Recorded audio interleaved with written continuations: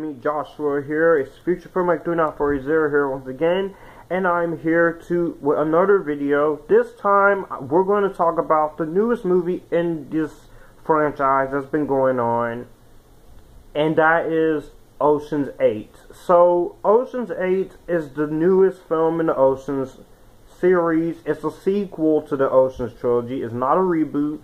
It is directed by Gary Ross and stars Sandra Bullock, Cate Blanchett, Anne Hathaway, Mindy Kaling, Sarah Paulson, Awkwafina, Rihanna, and Helena Bonham Carter. And this is a spin-off. And basically the plot of this movie is that Debbie Ocean is the younger sister of the now deceased Danny Ocean. She spends 5 years, 8 months, and 12 days and counting planning a heist to steal, devising this biggest thing of her life, and she knows what it's going to take, and it takes a team of the best people in the field. It starts with her partner in crime, Lou Miller, and they recruit a team of specialists, including jeweler Amita, street Constance, suburban mom Tammy, hacker 9 Ball, fashion designer Rose, and they're after a necklace that's worth more than $150 million at the New York City star-studded annual Met Gala. So they have to try and get this, and they do this, they all get proceeds, and they all go their separate ways, basically. Now, Ocean's 8, this was one of my most anticipated films of the year. I was pretty curious about this, actually. And a lot of people were not looking forward to this. There are some people who really like this. And to get myself ready for it, I reviewed the original film from 1960s with the Rat Pack, and I reviewed the Ocean's trilogy with George Clooney. So I was pretty excited for this, but also I lowered my expectations for this movie a little bit. But the main reason why I was excited is because it was another Ocean's movie, and I like these kind of Ocean's movies, bank heist comedy stuff, and you have a good cast, and you have director, Gary Ross, who I like his work on The Hunger Games, the first one.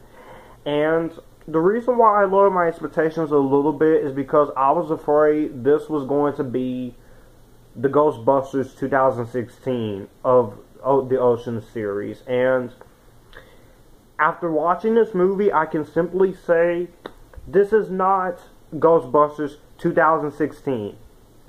This is actually pretty good. I'm not lying to you. I'm not going to lie to you when I say that. This was actually pretty good. Now, it's definitely nowhere near as good as the first Ocean's movie, but I have to say, there's a lot of fun to be had. Let me just say, the cast works amazing with each other. You got an awesome cast here.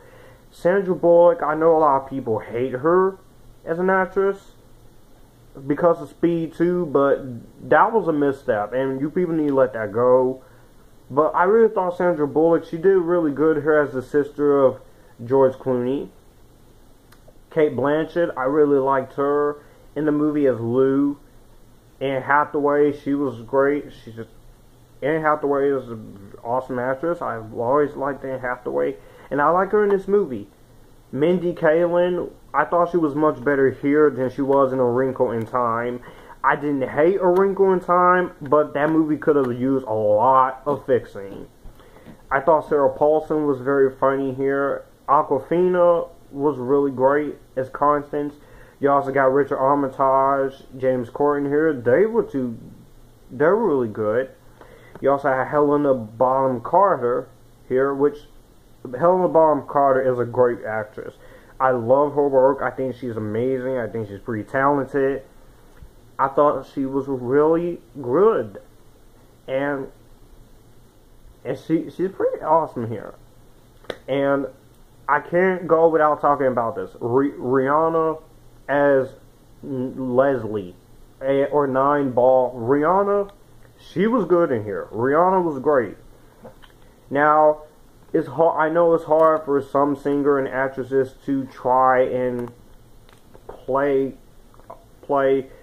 a part like this, but I really thought they were really good here, and I thought the performance alone, they were great. They were all these women, the chemistry is very well with each other. There's a lot of comedic moments here, and I thought it was a lot of pretty awesome energy towards the cast. I thought they really brought their A game. I really did thought they had fantastic chemistry with each other, and they did great.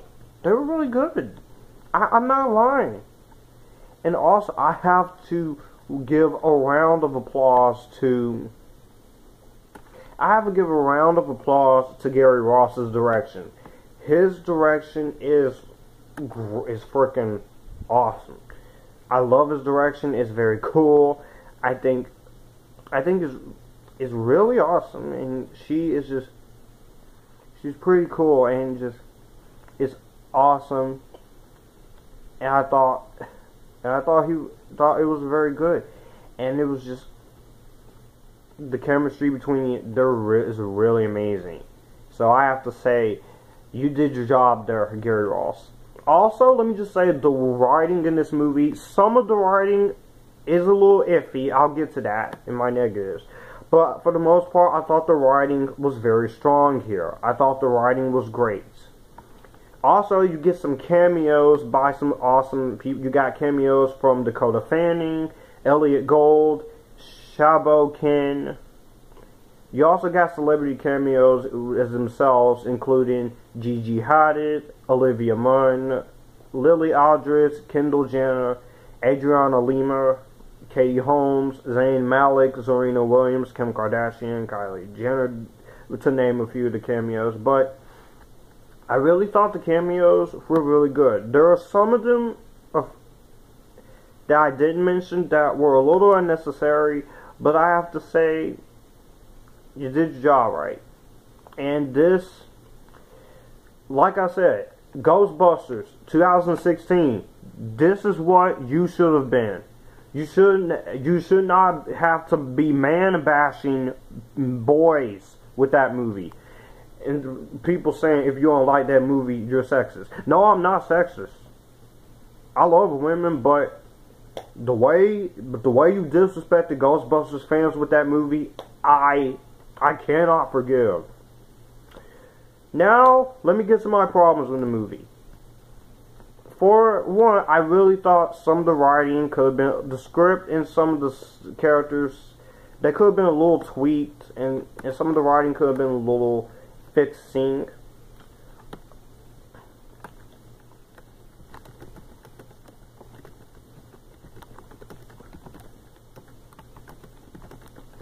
And I also feel like that,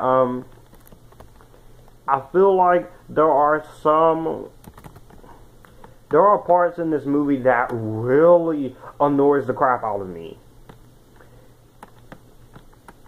For one, there are some jokes I feel like I could do without that. I could have done without that. Also, I feel like the film got a little bit slow pace in between the first 10 to 20 minutes. But it picks up its pace once it gets going. And the last negative I do have for this movie is that I felt like there are some it does kind of feel similar to Ocean's 11, but I'm okay. It does a much better job sticking with the formula here than that stupid Ghostbusters movie from 2016.